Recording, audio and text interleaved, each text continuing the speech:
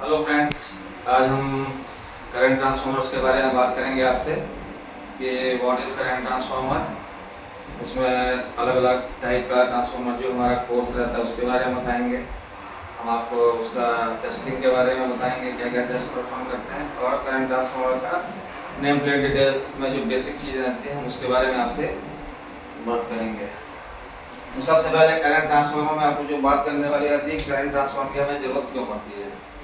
Current transformer की जरूरत हमें इसलिए पड़ती है क्योंकि हम जब सिस्टम वोल्टेज हमारा काफ़ी हाई रहता है, 765 है, 400 kV है, 220 kV है, 132, इसमें हम हमारे पास कोई डायरेक्ट मेजर नहीं है कि हम एसी करंट को कैसे मेजर करेंगे। तो हमारे पास एक ऐसी डिवाइस होनी चाहिए जो कि उस हाई वोल्टेज करंट को लो वोल्टेज करंट में कन्वर्ट कर दे और हम फिर उसको इजीली मेजर कर सकें। तो हमारे पास क्या रहता है, सीटी ऐसा डिवाइस है जो कि हम हाई वोल्टेज सिस्टम में लगाएंगे और हमारे उसको करंट को एक सेफ वोल्टेज में दे देगा और हम वहाँ से अपने सिस्टम उसको कनेक्ट कर लेंगे। सीटी जो है दूसरा पर्पज़ क्या है कि हमारे पास दूसरा डायरेक्ट कोई एसी करंट मेजर करने का डायरेक्ट ऑप्शन नहीं है, तो भी हमको सीटी लगाना है। इवन 450 वोल्ट में अगर हमको करंट को मेजर करना है तो हमको सीटी को माउंट करना पड़ेगा और हमको तब जाके करंट वहाँ पे मिलेगा। करंट क्यों चाहिए, करंट नहीं रहेगा तो हमको किसी भी सिस्टम का ना डेटा मिलेगा, ना हमें पता चलेगा उसमें कितना लोड चल रहा है।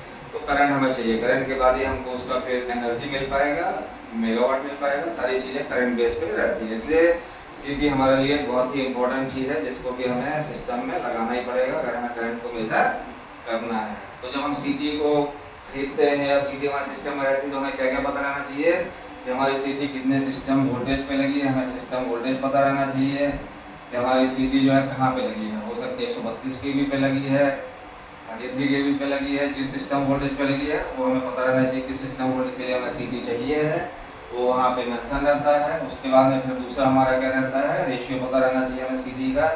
हमारा सीटी का रेशियो क्या है, 100/1 हो सकता है, 100/5 हो सकता है, मैक्सिमम का कोई लिमिट नहीं है। 25,000/1 भी सीटी का हो सकता है, 25,000/5 भी हो सकता है। तो सीटी का सिस्टम रिक्वायरमेंट, सिस्टम का क्या करंट का रिक्वायरमेंट है, उस हिसाब से सीटी का रेशियो आपको वहाँ पे मिल जाएगा। और अलग अलग क्लास का सीटी का आपको अलग अलग एक्यूरेसी मिलेगा कि सीटी का मीटरिंग क्लास का क्या एक्यूरेसी है, प्रोटेक्शन क्लास का क्या है और डिफरेंशियल के क्लास का क्या है। ये सारी चीज़ें आपको नेम प्लेट में मिलेंगी। फिर आपको शॉर्ट सर्किट करंट रेटिंग मिलेगा जो फॉल्ट करंट से निकल के आता है कि आपके सिस्टम का फॉल्ट करंट कितना है, उसके हिसाब से आपको शॉर्ट सर्किट करंट रेटिंग लगाना पड़ेगा। सीटी का एप्लीकेशन रहता है कि सीटी इंडोर टाइप है कि सीटी आउटडोर टाइप है, ये सब आपको वहाँ पे मिलेगा। ये हो गया आपका बेसिक चीज़। अब क्या करना है, अब हम एक आपको बताते हैं कि सीटी का बेसिक कंस्ट्रक्शन डिज़ाइन कैसे होता है, सीटी होती कैसे है। तो सीटी का जब हम बात करेंगे तो सीटी एक हमारा नॉर्मल एक करंट इन होने का टर्मिनल रहता है जिसको हम P1 बोलते हैं। फिर उसका ये कनेक्टिविटी बस बार रहता है जिसमें हम बाकी कनेक्शन करेंगे। ये P2 हो गया, ये सीरीज में रहता है करंट इन और करंट आउट। ये सिस्टम में कहीं से इन हो रहा है करंट, यहाँ सिस्टम में कहीं पे जा रहा है। अब इसके बाद में सीटी हमारे कितने कोर की है वो हमको यहाँ से देखना पड़ेगा। सीटी हमारी फॉर एग्जांपल 3 कोर की है, 4 कोर की है, 2 कोर की है, कितने कोर की है वो हमें यहाँ से पता चल जाएगा कितने कोर की है। तो उस हिसाब से भी क्या रहेगा, यहाँ पे माउंटिंग रहता है। तो सीटी एक मीटरिंग कोर रहेगा, एक प्रोटेक्शन कोर रहेगा, एक आपका डिफरेंशियल कोर रहेगा, या 2 मीटरिंग हो सकता है, 2 प्रोटेक्शन हो सकता है, 1 डिफरेंशियल हो सकता है। जितना आपका सिस्टम का रिक्वायरमेंट होगा उस हिसाब से यहाँ पे उतनी कोर रहेंगी और उस कोर पे भी वाइंडिंग रहेगी। फिर आपका क्या रहेगा, अगर मान लीजिए सपोज फॉर एग्जांपल आपका सीटी 200/1 की है, टर्न्स रेशियो अगर हम सीटी की बात करते हैं 200/1 की सीटी है, तो क्या होगा हमारा जो है प्राइमरी में यहाँ पे कितना करंट फ्लो कर रहा है, 200 एम्पियर करंट फ्लो कर रहा है यहाँ से ऐसे मान लेते हैं। और हमारा सेकेंडरी में कितना करंट आएगा, 1 एम्पियर आएगा। अगर यहाँ पे 200 एम्पियर करंट फ्लो कर रहा है, अगर हमारी सीटी 200/1 की है। ये कैसे आता है, हमारा जो ट्रांसफार्मर का रेशियो होता है N1/N2 = I2/I1, इससे हमारा जो है ये ड्राइव होता है। ये बेसिक फार्मूला जो हम लोग ट्रांसफार्मर में भी यूज करते हैं। तो अभी हमारी अगर 200/1 की सीटी है तो क्या होगा, यहाँ पे जो है कोर में ऐसे 200 टर्न्स होंगे और यहाँ पे 2 आउटपुट यहाँ पे निकला होगा जिसको हम 1s1 और 1s2 नाम दे देंगे। सेम अगर ये प्रोटेक्शन कोर का सीटी है तो भी इसमें इस तरह से 200 टर्न्स होंगे और ये 200 टर्न्स आपके यहाँ पे आके इसका एक कोर का नाम हो जाएगा, कोर नंबर 2 है तो इसका नाम 2s1 2s2 दे देंगे। और ये हमारी कोर 3 है तो इसमें हमारा जो है इस टाइप से 200 टर्न्स होंगे और इसका जो 2 टर्मिनल निकलेगा इसको हम लोग क्या नाम दे देंगे, 3s1 और PS2। ये हो गया हमारा CD का बेसिक कंस्ट्रक्शन डिजाइन, इस टाइप से रहता है। अभी इसमें आप देखिएगा कि मीटरिंग कोर जो रहेगा उसका कोर जो है काफ़ी छोटा साइज में रहता है। उसके बाद प्रोटेक्शन कोर का रहता है, फिर उसके बाद डिफरेंशियल का अगर आप CD का कोर देखेंगे तो काफ़ी बड़ा साइज में रहता है। वो क्यों रहता है वो हम आपको बाद में फिर डिटेल में बताएंगे। तो ये आप बेसिक कंस्ट्रक्शन हो गया। अब इसमें फॉर एग्जांपल ये तो हो गया एक नॉर्मल सीटी। अब इसमें क्या होता है, कभी कभी जो है आपका मल्टी कोर सीटी भी रहता है। मल्टी कोर सीटी कैसे रहता है, आप मान लीजिए सपोज करिए 1S1S2, सपोज करिए कोई सीटी 200/1 की है, कोई सीटी 200/400/800/1 की सीटी है। ऐसे भी सीटी हो सकती है, मल्टी टैप सीटी हो सकती है। तो क्या होगा, जो ये वाइंडिंग है फॉर एग्जांपल प्राइमरी वाइंडिंग की अगर हम बात करेंगे तो प्राइमरी वाइंडिंग ये हो गई। सेकेंडरी वाइंडिंग जब हम करेंगे तो ऐसे कई वाइंडिंग रहेगी। इसमें मैक्सिमम यहाँ से हमारे जो यहाँ से और यहाँ से रहेगा, ये कितने टर्न्स रहेंगे, 800 टर्न रहेंगे। 800 टर्न्स यहाँ पे रहेंगे। अब इसमें क्या होगा, हम एक यहाँ से कोर निकाल लेंगे, एक बीच से ऐसे निकाल लेंगे और एक ऐसे निकाल लेंगे। इसका नाम देंगे 1S1, इसका नाम देंगे 1S2, इसका नाम देंगे 1S3, इसका नाम देंगे 1S4। अब सपोज करिए आपको 200/1 सीटी का कनेक्शन करना है, तो 200/1 अगर सीटी रेशियो का टर्न्स रेशियो चाहिए तो हम क्या करेंगे, 1S1 और 1S2 के बीच में से हम लोग यहाँ से आउटपुट ले लेंगे तो हमारा काम हो जाएगा। अगर हमको मान लीजिए 400/1 की सिस्टम में ज़रूरत है तो हम क्या करेंगे, 1S1 और 1S3 टर्मिनल को से हम 2 वायर लेके आउटपुट में ले जाएंगे। अगर हमको 800/1 का सीटी का ज़रूरत है तो हम 1S1 और 1S4 को यूज़ करेंगे। तो इस तरह से मल्टी टैप सीटी भी हम लोग इसी में बना सकते हैं। अगर हमारी रिक्वायरमेंट है तो ये सीटी भी आपको अवेलेबल हो जाएगी। अब इसके बाद क्या होता है, ये सीटी जो है 2 पर्पस के लिए यूज हो सकती है। एक हो सकती है इंडोर, एक हो सकती है आउटडोर। अगर ये सीटी इंडोर के लिए रहेगी तो क्या करेंगे, इस पूरे सेटअप को लेके एक इपॉक्सी कास्ट रीजन में इसको डाल के इसको पूरा हम लोग इंसुलेट कर देंगे। वो हमें इसके ऊपर डिपेंड करेगा किस केवी पे हम लगा रहे हैं, 11 केवी पे लगा रहे हैं, 33 पे लगा रहे हैं, 6.6 पे लगा रहे हैं, 415 पे लगा रहे हैं। उस हिसाब से उसका इंसुलेशन लेवल मेंटेन करके हम लोग इसको इपॉक्सी कास्ट रीजन के अंदर पूरा पैक करके सिर्फ 2 टर्मिनल P1 P2 और सेकेंडरी के टर्मिनल आपको दे देंगे और बाकी सीटी पैक। अगर ये सीटी आउटडोर टाइप में लगी तो क्या होगा, ये सारा का सारा अरेंजमेंट एक टैंक के अंदर रहेगा, क्योंकि आउटडोर सीटी है तो उसमें हमको आउटडोर का इंसुलेशन मेंटेन करना पड़ेगा। तो 3 फेज डिस्टेंस के लिए आपके पास इंसुलेटर रहेगा वहाँ पे पोर्सिलिन का, और एक टैंक रहेगा। उस टैंक के अंदर ये पूरा अरेंजमेंट रहेगा। उसके अंदर में आपका ऑयल फील्ड रहेगा और पार्ट रहेगा, जो कि आपको इस सिस्टम का इंसुलेशन लेवल, चूंकि अगर 132 केवी की बस आ रही है तो 132 और 4 इसके बीच में आपको इंसुलेशन देना है। तो उसके लिए यहाँ पे ट्रांसफार्मर ऑयल और पार्ट्स को फिल करते हैं और वो टैंक के अंदर पूरा माउंट रहता है और सेकेंडरी में आपको टर्मिनल दे देते हैं। अगर ये टैंक आपका कंडक्टर के साथ में सीरीज में लगा है या ऊपर में लगा है, पोस्टरिंग नीचे है या सेकेंडरी टर्मिनल नीचे है, तो ये टैंक लाइव होगा तो इसको लाइव टैंक का सीटी बोलेंगे। अगर यही आपका टैंक जो है नीचे लगा हुआ है स्ट्रक्चर के ऊपर और अरेंजमेंट ऊपर से गया तो इसको हम लोग डेड टैंक टाइप बोलेंगे। बाकी बेसिक कंस्ट्रक्शन चाहे इंडोर सीटी हो चाहे आउटडोर सीटी हो, ये सेम रहता है। अब हम लोग, ये हो गया आपका बेसिक सीटी का कंस्ट्रक्शन। ये बहुत, इसमें कोई बहुत ज़्यादा चीज़ नहीं है। अब हम आते हैं जो अभी हम लोगों ने बात किया था कोर की बात। अभी हम लोग सीटी में जब बात करते हैं तो सीटी में नॉर्मली कितने कोर होते हैं, कोर बेसिक 3 होंगे। कोर अगर हम बात करते हैं कोर की, एक होगा जिसको हम बोलेंगे क्या, मीटरिंग। एक कोर 2 जो है वो जो हम लोग नॉर्मली यूज करते हैं वो क्या होता है, प्रोटेक्शन। और एक कोर जो सीटी का जो बेसिकली हम लोग बोलते हैं वो क्या होता है, डिफरेंशियल। अब इसमें क्या होता है आपका, ये तो 3 कोर के अगर हम सीटी लिए हैं और ये 3 यूज यही होगा, मीटरिंग में होगा या तो प्रोटेक्शन के लिए होगा या तो डिफरेंशियल प्रोटेक्शन के लिए होगा। अब अगर आपका मान लीजिए मीटरिंग का 2 कोर का जरूरत पड़ा तो आप यहाँ पे 2 कोर मीटरिंग ले सकते हैं, 2 कोर प्रोटेक्शन ले सकते हैं, 1 कोर डिफरेंशियल ले सकते हैं। उस केस में क्या होगा, ये सीटी आपकी 5 कोर की कहलाएगी। अभी हम लोग बेसिक डिजाइन मान के चल रहे हैं कि सीटी 3 कोर का है, जिसमें एक मीटरिंग कोर यूज किया है, एक प्रोटेक्शन किया है, एक डिफरेंशियल किया है। यूज यही 3 होते हैं। इसमें मीटरिंग की 2 हो सकती है, प्रोटेक्शन की 2 हो सकती है, डिफरेंशियल की 2 हो सकती है। आपको प्रोटेक्शन अलग अलग लेना है, प्रोटेक्शन की आप 3 कोर कर सकते हैं। ये आपका इंडिविजुअल चॉइस है कि आप सिस्टम में कैसे इसको लेते हैं। अब हम बात करते हैं मीटरिंग सीटी की। अगर हम मीटरिंग सीटी की बात करते हैं तो क्या होगा, मीटरिंग कोर जब देखेंगे तो मीटरिंग कोर में सबसे पहले क्या होता है, जैसा रेशियो है आपका वैसे रेशियो लिखा रहेगा। 200/1 है, 400/1 है, मल्टीपल कोर टैप सीटी है, जो भी है तो यहाँ पे आपका ऐसे लिखा रहेगा। तो CD रेशियो जो है आप है वो मिलेगा। दूसरा चीज आपको इसमें क्या मिलेगा, दूसरा चीज इसमें आपको मिलेगा कि आपका इसका जो है एक्यूरेसी क्लास क्या है। तो CD की जब हम बात करते हैं तो एक्यूरेसी क्लास इसमें कहाँ से स्टार्ट होती है, 0.1 हो सकता है, 0.2 हो सकता है, 0.5 हो सकता है और 1 हो सकता है। नॉर्मली ये रहते हैं। और एक अभी जो दूसरा क्लास आता है वो कौन कौन सा आता है, 0.2s आता है, 0.5s आता है, एक ये भी क्लास आता है। तो इसका क्या मतलब होता है एक्यूरेसी क्लास का, 0.1, 0.2, 0.5, 1। मतलब अगर CD का प्राइमरी करंट 200 एम्पियर है, सेकेंडरी 1 एम्पियर है, तो अगर प्राइमरी में 200 एम्पियर करंट फ्लो करता है, तो सेकेंडरी में अगर 0.1 क्लास करेंगे तो 1 की बजाय उसमें 0.1 का एरर हो सकता है सेकेंडरी में। मतलब सेकेंडरी में करंट जो हमको मिलेगा 0.00999 मिलेगा या 1.001 मिल सकता है। इसमें 1.05 मिल सकता है या 0.95 मिल सकता है। तो इस पे ये सारी चीजें इस पे डिपेंड करेंगी कि आपका परसेंटेज आपने क्या लिया है। लेकिन अब आप बोलेंगे कि 0.2 और 0.5 है और 0.2s और 0.5 है, इन दोनों में क्या अंतर है, इसमें भी एरर वही मिलेगा। 0.2s क्लास है तो इसमें भी आपका 0.2 का एरर मिलेगा, 0.5 है तो इसमें भी 0.5 का एरर मिलेगा।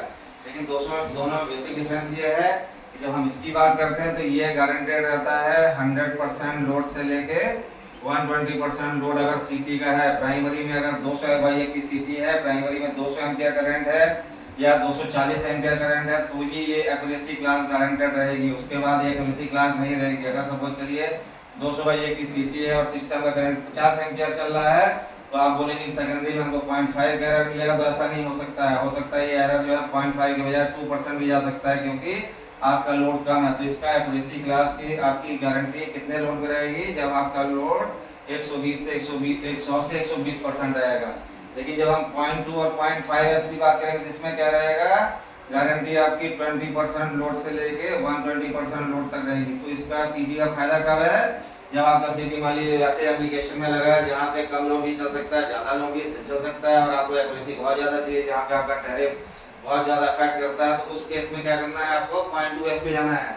क्योंकि आपका जो एक्यूरेसी क्लास है वो गारंटेड है 20% लोड से लेके 120% लोड तक गारंटेड है। आपका अगर CD 200 के बजाय 40 एम्पियर भी चलेगा तो भी इतना एरर मिलेगा, और 240 पे मिलेगा तो इतना मिलेगा। लेकिन इस केस में 200 चलेगा तो ही गारंटेड है, उससे कम चलेगा तो क्या जाएगा, वो यूजर गारंटी नहीं देता है। वो बोलता है कि जो मैन्युफैक्चरर है वो बोलता है कि इसका रेशियो चेंज हो जाएगा, that is always higher than the guaranteed error.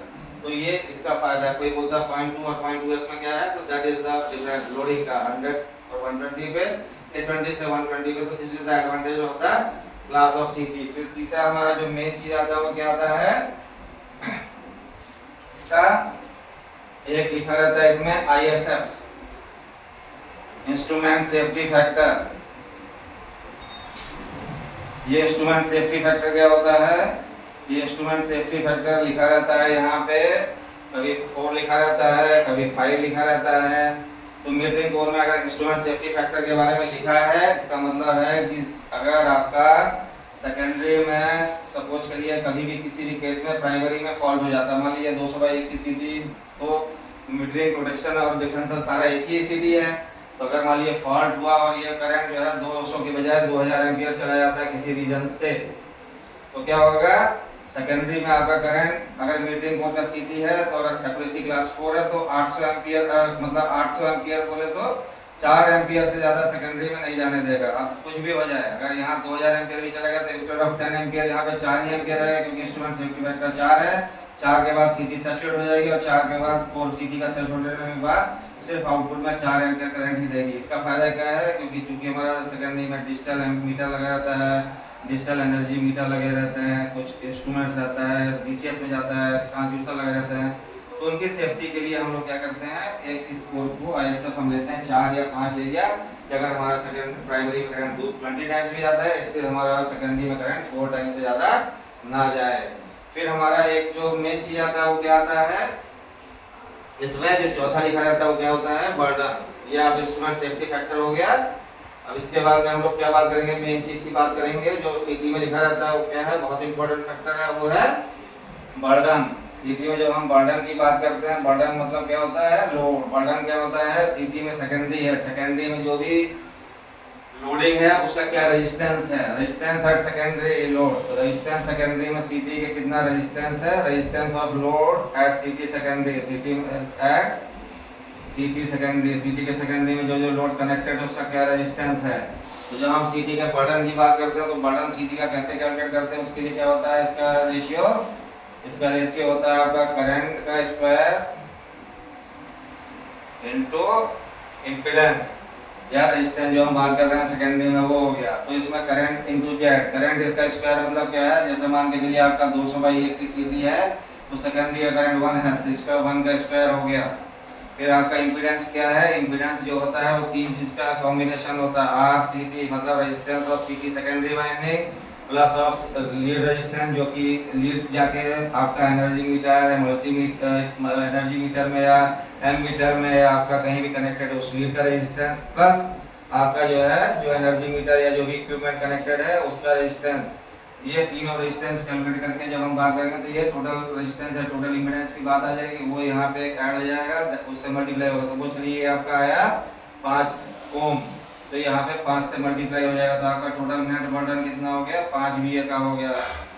ठीक है ना। अगर यही सीटी आती मान लीजिए 200/5 की होती, ठीक है ना, तो क्या होता है ये 1 की जगह 5 का स्क्वायर हो जाता और ये मल्टीप्लाई बाई 5 होता तो ये आपका 125 भी हो जाता। तो इससे आपको क्या समझ में आया कि अगर आपका जो है सीटी बाई 5 किया तो आपका बर्डन हमेशा सीटी में ज़्यादा लिखा में दिखेगा, बाई 1 किया तो बर्डन आपका हमेशा कम मिलेगा। तो आपका अगर सारा कैलकुलेट करने के बाद बर्डन 5 आ रहा तो आप 10 VA की भी सीटी ले सकते हैं, 15 आ रहा तो 20 ले सकते हैं, वो डिपेंड करेगा कैलकुलेशन पे, उसके बेस पे आप जो है इसका बर्डन ले सकते हैं। तो सीटी में जब मीटरिंग कोर की बात करते हैं तो इतने इससे ज़्यादा और कुछ इसमें सीटी में मीटरिंग कोर में और ज़्यादा चीज़ें मेंशन नहीं रहती है, इससे आपका पर्पस सॉल्व हो जाता है।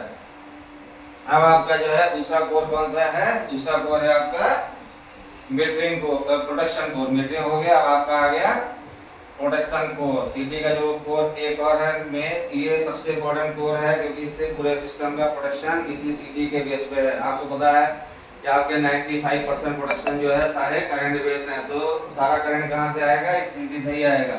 इसमें भी क्या है आपका पहले रेशियो तो आपको पता ही है, रेशियो लिखा रहेगा जैसे जो भी है 200/1 400/1 जो भी सीटी आपने सेलेक्ट किया वो लिखा रहेगा। फिर दूसरा इसमें क्या रहता है एक्यूरेसी क्लास, एक्यूरेसी क्लास इसमें क्या आएगा, एक्यूरेसी क्लास में जैसे आपका मान लीजिए सपोज के लिए लिखा है P10 P20 5P10 5P20, इस टाइप से आपका एक्यूरेसी क्लास लिखा रहेगा। तो इस एक्यूरेसी क्लास का क्या मतलब है, फॉर एग्जांपल हम इसको बात करते हैं P20 तो ये बेसिकली 1P20 है, ये 1P10 है, ठीक है ना। तो आपका क्या है इसमें अगर सपोज के लिए करंट फॉल्ट हुआ 2000 एम्पियर 200 एम्पियर है, करंट मान लीजिए आपका 20 टाइम्स चला गया तो 200/1 का सीटी है, करंट आपका 4000 एम्पियर चला गया ड्यू टू एनी रीजन, तो सेकेंडरी में कितना करंट आएगा 20 एम्पियर आएगा। अब इसमें क्या है कि अगर आपका 1P20 का सीटी है तो आपका सेकेंडरी में करंट का जो एरर है वो सिर्फ 1% ही रहेगा। इवन 20 टाइम्स करंट चला गया तब भी 1% एरर रहेगा। इस केस में आपका अगर बात करेंगे हम इस वाले सीटी की बात करेंगे 5P10 की बात करते हैं या 5P20 5P10 की बात करेंगे तो हमारा गारंटी कहाँ तक है, सिर्फ 10 टाइम्स तक गारंटी है। मतलब 200/1 की सीटी है, अगर 2000 एम्पियर करंट जाता है तो ही आपका 2000 गया, सेकेंडरी में 10 एम्पियर आया तो सेकेंडरी में जो है 5% की गारंटी 10 टाइम्स के लिए है। अगर ये करंट 2000 के बाद जाए 3000 चला जाएगा तो सेकेंडरी में करंट 15 आएगा कि 17 आएगा कि 13 आएगा, ये गारंटी वो नहीं करता है कितना आएगा क्या आएगा। तो आपका जब आपने लिया 5P10 तो आपको ये देखना है कि आपका सीटी रेशियो अगर इतना है तो आपका फॉल्ट करंट के बेस पे इससे ज़्यादा करंट नहीं जाएगा, नहीं तो आप क्या करेंगे फिर इस पे चले जाइए 5P20 पे चले जाइए। अगर 5P20 है तो क्या होगा, अगर आपका 4000 एम्पियर गया सेकेंडरी में 20 एम्पियर आया तो आपका क्या है ये 5% एरर ही आपका रहेगा सेकेंडरी में। लेकिन आपका कब, जब 20 गुना करंट जाएगा तो ही, उससे कम रहेगा तो भी इतना रहेगा। अगर ये सीटी रेटेड करंट पे चलती है, मान लीजिए 200/1 पे ही चलती है तो आपका एरर केवल 1% ही रहेगा नॉर्मल में। बाकी अगर फॉल्ट होता है करंट इतना जाता है तो एरर मैक्सिमम 5% रहेगी। इसी के बेस पे क्या आता है इस पे एक्यूरेसी लिमिट फैक्टर एक दिया रहता है, एक्यूरेसी लिमिट फैक्टर तो ये एक्यूरेसी लिमिट फैक्टर क्या चीज होता है, अभी जो हम लोगों ने बात की 5P20, 5P20 में ये 20 जो है एक्यूरेसी लिमिट फैक्टर है, 5 इसका एक्यूरेसी है। एक्यूरेसी मतलब इतने फैक्टर तक इसकी एक्यूरेसी लिमिट है, मतलब 20 टाइम्स तक जाने तक इसकी एक्यूरेसी लिमिटेड है, इससे ज्यादा जाएगा एक्यूरेसी लिमिटेशन खत्म। तो ये इसका एक्यूरेसी लिमिट फैक्टर हो गया, ये इसकी एक्यूरेसी हो गई। ये चीज आप लोग इसको ध्यान रखिए बस। इसमें और प्रोडक्शन क्लास में इसका और कोई मतलब नहीं है, बस ये अगर लिखा है इसका मतलब यही है कि अगर 20 टाइम्स करंट जाता है तो एरर आपका 5% रहेगा, इसमें 10 जाएगा तो 5 रहेगा, 10 से ऊपर जाएगा तो ये एरर चेंज हो सकता है एक्यूरेसी क्लास। इसमें 20 टाइम्स जाएगा तो 1% रहेगा, इसमें 10 टाइम्स जाएगा तो 1% रहेगा, अगर 10 के बजाय 15 टाइम्स चला गया तो ये 1 के बजाय और कुछ भी चेंज हो सकता है। तो ये इसका मतलब होता है। फिर इसमें भी आपका जो है एक बर्डन मेंशन किया रहता है, रेशियो दे दिया। फिर इसके बाद जैसे प्रोडक्शन क्लास है, इसमें प्रोडक्शन की जब हम बात करते हैं इसमें भी एक बर्डन फिगर आता है। तो जब हम बर्डन की बात करते हैं तो बर्डन इसमें भी सेम वही रहता है आपका करंट का स्क्वायर इनटू आपका जेड। अभी क्या है करंट इसमें भी सपोज करिए 200/1 की सीटी है तो 1 का स्क्वायर हो गया, इसमें भी आपका वही हो गया RCT प्लस लीड का रेजिस्टेंस प्लस आपका जो भी रिलेज वगैरह लगे हैं सारे चीज लगे हैं उनका इम्पीडेंस। तो अभी सपोज करिए 1 का स्क्वायर 1, ये सारा मिला के मान लीजिए वही सेम 5 ओम आया तो आपका जो है बर्डन इसका 5B हो जाएगा। अगर इसमें और इंस्ट्रूमेंट्स लगे हैं रिले, मान लीजिए 20 रिले लगे हैं, 15 रिले लगे हैं इसी में, तो ये 5 के बजाय 15 हो सकता है तो ये 15 VA हो जाएगा। तो नॉर्मली प्रोटेक्शन क्लास का VA जो है मीटरिंग कोर से इसीलिए काफ़ी ज़्यादा रहता है क्योंकि उसमें ज़्यादा इक्विपमेंट कनेक्ट रहते हैं। फिर CT से जो रिलेज हैं अलग अलग जा जाते हैं, उसका ये लीड रेजिस्टेंस चेंज हो जाता है।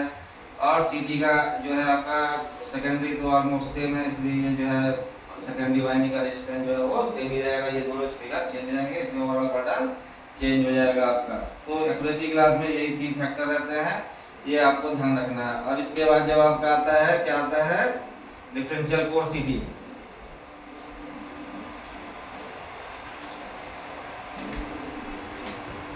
तीसरा जो हम बात कर रहे थे वो क्या है आपका डिफरेंशियल कोर। इसका एक्यूरेसी क्लास जब आप देखेंगे तो क्या लिखा रहता है PS। PS का मतलब क्या होता है स्पेशल प्रोटेक्शन। इसको स्पेशल प्रोटेक्शन क्यों देना है, इसको स्पेशल प्रोटेक्शन इसलिए देना है बोलते हैं क्योंकि ये स्पेशल एप्लीकेशन के लिए यूज होती है और इसमें ये इंश्योर किया जाता है कि आपका CT जो है in all case it has not to saturate और इसको बढ़िया से काम करना है, इसलिए इसको हम लोग क्या बोलते हैं स्पेशल प्रोटेक्शन क्लास। तो इसका इसमें आपको बर्डन नहीं मिलेगा, इसमें कोई एक्यूरेसी नहीं मिलेगी, ऐसा कुछ इसमें मिलेगा नहीं। इसमें क्या मिलेगा आपको नॉर्मली VK देता है, ठीक है ना। तो VK वोल्टेज मेंशन करता है, उसको आपको कभी लिखता है ग्रेटर और इक्वल टू सपोज करिए 250 वोल्ट लिख दिया। और I मेंशन करता है I at VK/2 is equal to 30 milli ampere, इस तरह से ये ऐसे मेंशन कर देता है। तो इसका क्या मतलब होता है, इसका क्या पर्पस है, क्यों दिया जाता है, ये हम आपको डिटेल में बताएंगे। तो क्या होता है बेसिक आपने एक देखा होगा CT का जो है एक आपको ये मैग्नेटाइजेशन कर्व नॉर्मली ऐसे बनाता है, CT का एक मैग्नेटाइजेशन कर्व ऐसे बनता है। तो मैग्नेटाइजेशन कर्व में ये वोल्टेज VK हो गया आपका और ये आपका I हो गया जो अभी हम बात कर रहे थे मैग्नेटाइजिंग करंट की। तो क्या है आपका ये एक पॉइंट हो गया VK/2 I/2 हो गया और ये आपका जो है यहाँ पे आपका आके यहाँ पे ये नी पॉइंट वोल्टेज हो गया, ये हमारा पॉइंट कहलाएगा VK नी पॉइंट वोल्टेज। अब क्या है इसके बाद में आप देखेंगे यहाँ तक ये जो है कर्व लीनियर है, इसके बाद में क्या है फ्लैट टाइप का हो जाता है। तो इसमें आप देखेंगे किताब में लिखा रहता है VK क्या है, VK जो है वो वोल्टेज है, ठीक है, जिसमें कि सेकेंडरी ऑफ CT, ठीक है, उसमें अगर हम 10% वोल्टेज इंक्रीज करते हैं तो हमारा क्या है 50% जो है मैग्नेटाइजिंग करंट I हमारा यहाँ पे बढ़ेगा। तो इसका क्या मतलब निकला, इसका मतलब ये निकल रहा है कि यहाँ तक आपका वोल्टेज और I जो है यूनिफॉर्मली बढ़ रहा था, जैसे जैसे वोल्टेज बढ़ रहा था वैसे वैसे आपका मैग्नेटाइजिंग करंट बढ़ रहा था। लेकिन इस पॉइंट के बाद क्या होता है कि अगर आपको सिर्फ 10% वोल्टेज बढ़ाना है, ये चीज अगर 10% बढ़ाना है तो आपको करंट कितना इंजेक्ट करना पड़ेगा 50% इंजेक्ट करना पड़ेगा। 50% करंट इंजेक्ट करने का क्या मतलब हुआ, उसके लिए आपको क्या करना पड़ेगा, एक इक्वेशन पहले दिखाते हैं आपको। अभी क्या है, वोल्टेज जो सेकेंडरी में सीटी का डेवलप होता है वो वोल्टेज का फॉर्मूला क्या होता है, V = 4.445 FN, ठीक है ना, ये होता है। तो इसमें 4.44 constant, flux, frequency, number of turns. तो इसमें जो चेंज होता है वो क्या है, फ्लक्स है। फ्लक्स क्या काम करता है, जैसे मान लीजिए आपका प्राइमरी में ये फ्लक्स किस पे डिपेंडेंट रहता है, करंट डिपेंडेंट है। आप जितना ज्यादा करंट बढ़ाएंगे उतना ज्यादा आपका फ्लक्स बढ़ेगा। तो अभी क्या होता है, नॉर्मली सीटी में जब आप प्राइमरी में करंट बढ़ाते जा रहे हैं तो क्या होगा, प्राइमरी में आपका एक मैग्नेटोमोटिव फोर्स डेवलप होगा। क्यों डेवलप होगा, क्योंकि वो सिस्टम से मैग्नेटाइजिंग करंट लेगा और एक मैग्नेटोमोटिव फोर्स डेवलप करेगा। जब वो मैग्नेटोमोटिव फोर्स जनरेट होगा फिर वो क्या करेगा, कोर है आपका, मैग्नेटाइजिंग कोर है आपका, सीआरटीओ का मटेरियल का बना हुआ कोर है, तो उस कोर से जो है एमएमएफ लिंक करेगा। जैसे एमएमएफ से लिंक करेगा तो एमएमएफ कोर से लिंक करेगा तो क्या होगा, Faraday law of electromagnetic induction के हिसाब से वहां पे एक फ्लक्स डेवलप होगा। तो ये फ्लक्स जो है, ये फाई जो है वहां पे डेवलप होगा और वो क्या करेगा, सेकेंडरी वाइंडिंग में एक वोल्टेज को जनरेट करेगा। तो वो जनरेट करेगा तो क्या करेगा, कब तक जनरेट करेगा, जैसे मान लीजिए आपका ये फ्लक्स एक कांस्टेंट है, एक सर्टेन पॉइंट आएगा, आप मान लीजिए करंट बढ़ाते जाइए तो ये क्या होगा, फ्लक्स बढ़ता जाएगा। फ्लक्स बढ़ता जाएगा तो क्या होगा, सेकेंडरी वोल्टेज आपका बढ़ता जाएगा। सेकेंडरी वोल्टेज बढ़ेगा। सेकेंडरी वोल्टेज क्यों बढ़ रहा है, क्योंकि आपका जो बर्डन है, बर्डन में आपने क्या देखा था, करंट का स्क्वायर इनटू इम्पीडेंस। इम्पीडेंस तो फिक्स है, लेकिन आपने अभी क्या किया, आई बढ़ाते जा रहे हैं, करंट बढ़ाते जा रहे हैं, बर्डन बढ़ाते जा रहे हैं, तो क्या होगा, इम्पीडेंस है। तो सेकेंडरी में आपका जो सीटी का सेकेंडरी है, यहाँ पे क्या होगा, वोल्टेज ड्रॉप बढ़ता जाएगा। वोल्टेज ड्रॉप बढ़ रहा है तो क्या होगा, वोल्टेज ड्रॉप आपका सीटी सेकेंडरी में वोल्टेज ड्रॉप कंटिन्यूअस बढ़ता जा रहा है। तो कहीं एक लिमिट होना है ना, तो कहाँ पे लिमिट होगा, वीके पे लिमिट होगा। वीके मतलब लिमिट हो गया। वीके एक ऐसा पॉइंट है जहाँ इससे अगर इस पॉइंट पे हम आ गए, इसके बाद में सीटी फिर आपकी सैचुरेट हो जाएगी, क्योंकि यहाँ पे 50% देने के बाद में ये 10% ही बढ़ रहा है। तो आपको एक ऐसा पॉइंट चाहिए जहाँ पे ये रुक जाए। तो किस पॉइंट पे रुकेगा, वीके यहाँ पे रुक जाएगा। मतलब आपका जो सेकेंडरी में बर्डन के चलते जो सेकेंडरी के टर्मिनल में वोल्टेज ड्रॉप हो रहा है, उस वोल्टेज ड्रॉप से ज्यादा आपको इसको चाहिए नहीं होगा तो क्या होगा, ये वोल्टेज ड्रॉप यहाँ पे कंटिन्यू बढ़ता रहेगा, ये आपका फ्लक्स बढ़ता जाएगा और क्या होगा, सीटी यहाँ पे सैचुरेट हो जाएगा, कोर सैचुरेट हो जाएगा। और सैचुरेट होने के बाद में फिर आपका सारा पर्पस फेल। तो आपको जो वीके लेते हैं वो वीके कितना लेना है, वीके को उतना लेना है जितना कि आपका ये करंट जाता है। उस करंट के बाद में आपका फ्लक्स जो ये होने के बाद सेकेंडरी में बर्डन के चलते जो वोल्टेज ड्रॉप हो रहा है, उस वोल्टेज ड्रॉप से आपका वीके ज्यादा होना ही होना है। अगर नहीं रहेगा तो आपका सीटी का कोर सैचुरेट हो जाएगा। अब वीके कैसे कैलकुलेट करते हैं उसको देखिए, आपको खुद क्लियर हो जाएगा कि वीके में हम लोग सारा चीज इसीलिए कंसीडर कर लेते हैं ताकि ये वाली प्रॉब्लम ना आए। तो वीके के लिए हम लोग क्या करते हैं, पहले हमको एक स्टेबलाइजिंग वोल्टेज चाहिए। वी स्टेबलाइजिंग की बात करते हैं। स्टेबलाइजिंग वोल्टेज क्या होता है हमारा,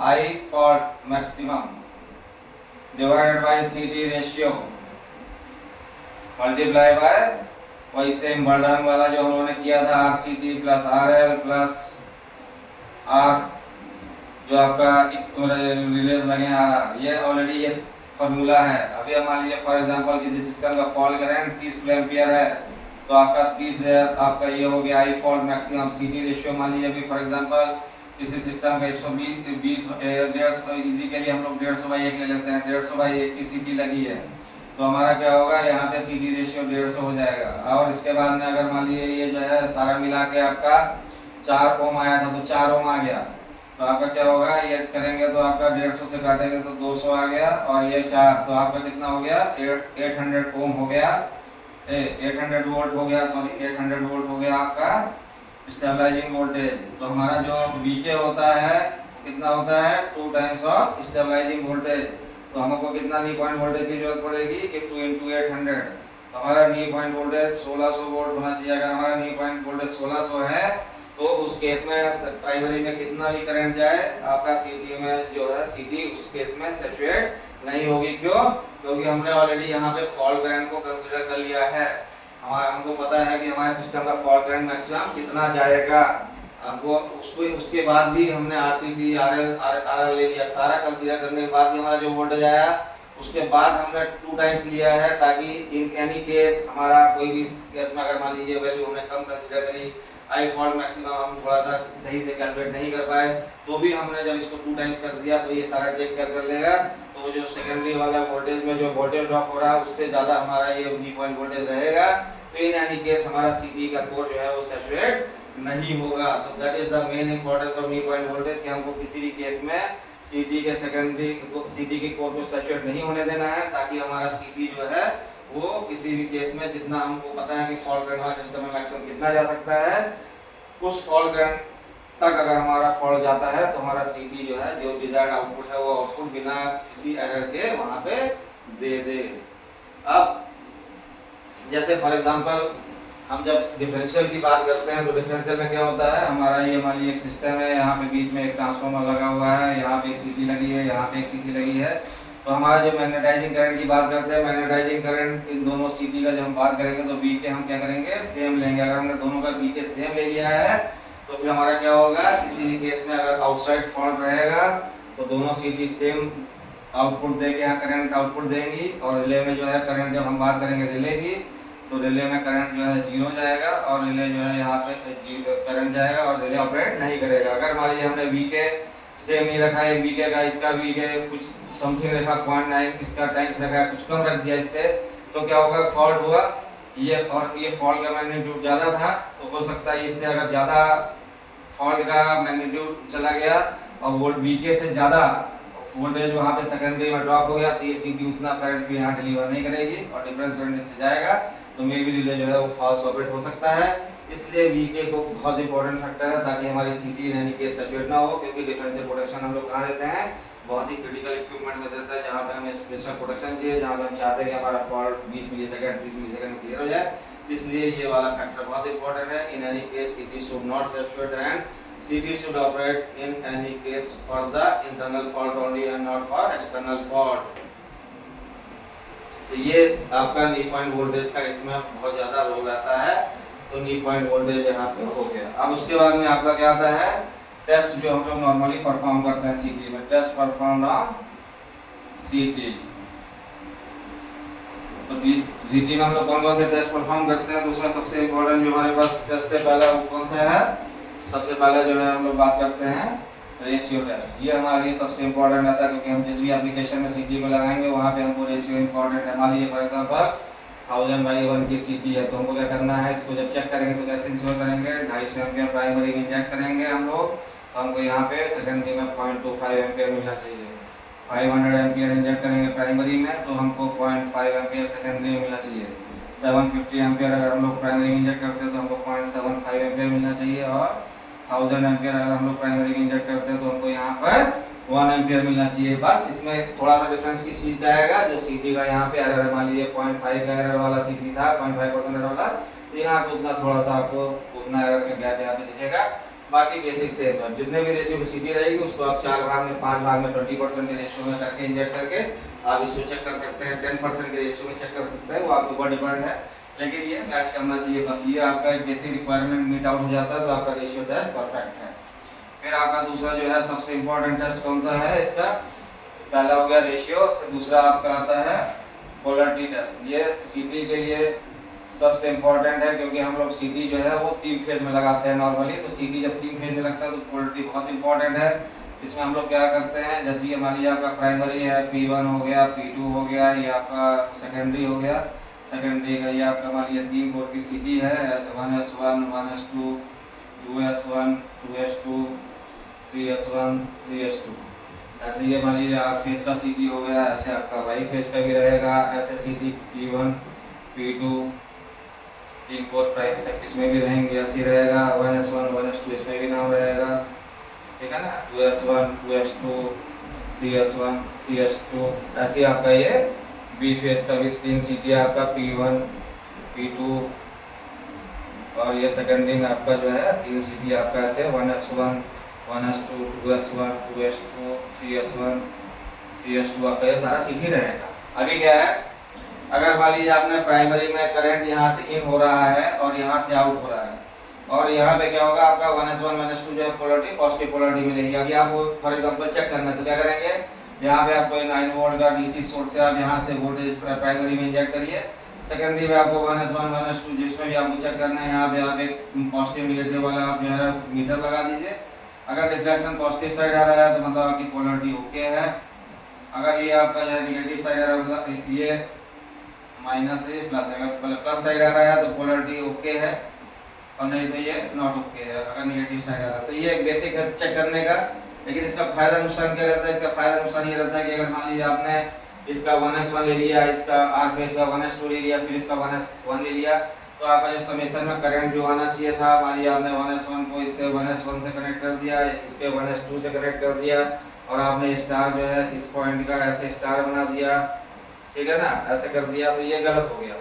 तो आपको क्या ध्यान रखना है? आपको हमेशा ये ध्यान रखना है कि पोलर जो भी आपको आउटपुट लेना है, सपोज करिए इससे आप एक एनर्जी मीटर मिलेगा, इससे एक एनर्जी मीटर मिलेगा, या एक एमीटर मिलेगा, तो आपको सारे जो है शॉर्ट जो करने हैं वो केवल 1S2 शॉर्ट करना है। यहाँ से आप आउटपुट जो ले जा रहे हैं वो 1S1 से ही सारे आउटपुट जाने चाहिए। अगर आप 1S1 से आउटपुट नहीं ले जाना चाह रहे हैं तो आप 1S2 से भी ले जा सकते हैं। वो डिपेंड करता है कि आपने सीटी कहीं प्राइमरी साइड उल्टी तो नहीं लगा दी। अगर मान लीजिए प्राइमरी साइड में सीटी गलत लग गई है किसी रीजन से, P2 में करंट इन हो रहा है, P1 में आउट हो रहा है, तो आपको यहाँ पे भी 1S2 से आउटपुट लेना पड़ेगा, 1S1 शॉर्ट करना पड़ेगा।